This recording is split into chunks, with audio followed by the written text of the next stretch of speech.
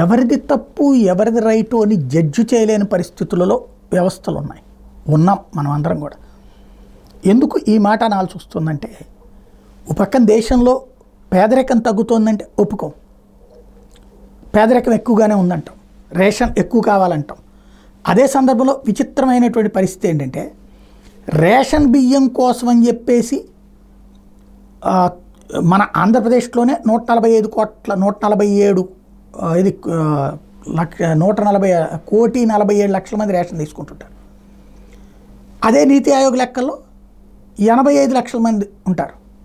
Original పేదరికపు లెక్కలు చూస్తే 35 లక్షల మందే ఉంటారు. కానీ 10,000 సంపాదించేవాళ్ళు పేదే, 25,000 సంపాదించేవాళ్ళు పేదే, 50,000 సంపాదించేవాళ్ళు పేద అన్నటువంటి రూట్లో ఉంది.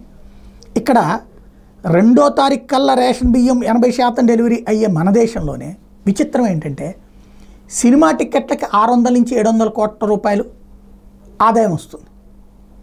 అది సినిమాల కోసం 1000 రూపాయలు టికెట్ పెట్టి, ఇంట్లోనేమో సంక్షేమ పథకం కోసం రేషన్ కోసం క్యూలు, లేకపోతే పెన్షన్ల కోసం క్యూలు ఉంటాయి, ఇబ్బంది పడిపోతారు. బట్ సినిమా దగ్గరకు వచ్చేటికి ఇట్లా పెడతారు. ఏది రైట్ అనాలి, ఏది రాంగ్ అనాలా ఎవరికి అర్థం కాదు.